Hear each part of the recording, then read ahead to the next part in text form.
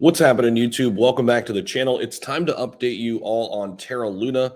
3 amendments to the plan that was rolled out, at least the proposal to create a new blockchain for Luna. Now there are 3 amendments to it. I want to go over those in this video to make sure you're up to speed on everything that they are planning to do here moving forward. So let's jump in. It says, just in, Terra has introduced 3 amendments to its proposal to create a new blockchain for Luna. Of course, this was voted on by the community. Overwhelmingly, they said yes to this idea. However, now there are the amendments to Terra's revival plan. We're going to jump into these in this video. All right, so the downfall of Terra and the ecosystem is by no means news to anyone at this point in the crypto industry. The entire world witnessed the collapse of this asset and the collapse of UST. Now, Terraform Labs, the firm behind UST and Luna, has continued to update its plans to revive the ecosystem. So a very controversial proposal is the one to induce a hard fork, right? And that was what was on the table. So the majority of Luna holders said yes, they were in favor of this. But it is likely that this plan would, eventually take some time to complete. Now, with increased commotion surrounding these revival plans, Terra decided to roll out amendments to the proposal 1623, which is the technical term that they, coined this proposal. This would entail 3 key changes as requested by the community. So let's go over each one of these here in this video. The first one would focus on sprucing up the Genesis liquidity. This would primarily focus on shielding the smaller wallet holders and really putting the smaller wallet holders first. This was something that was talked about early on when they were discussing how they wanted to revive this project.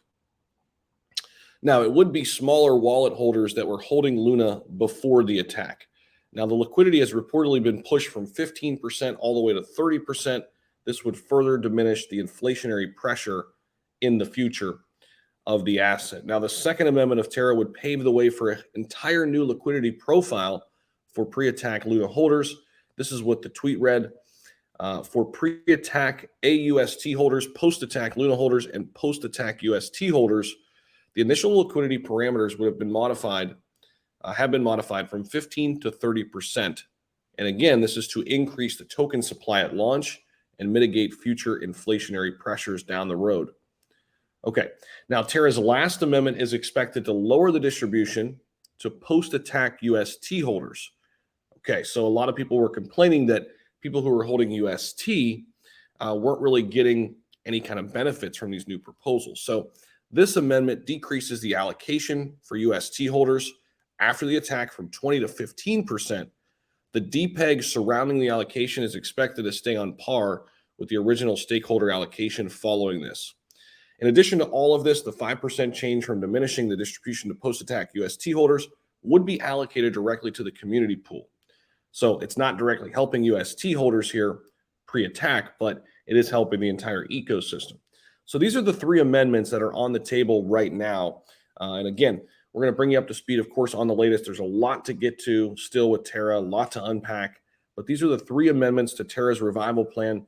This article coming out just this morning at 8:30 Eastern. So this is what we've got for you. Let me know your thoughts about it all below. Somebody's already kind of upset. Just in, Terra will not burn Luna, so just sell your bag and move on. The burning has not been, something that's been at the forefront. I know a lot of people are calling for that. We'll talk more about that in another video. So thank you so much for tuning in. Make sure you hit the like button, subscribe if you haven't already, and I will see you all in the next video. Bye.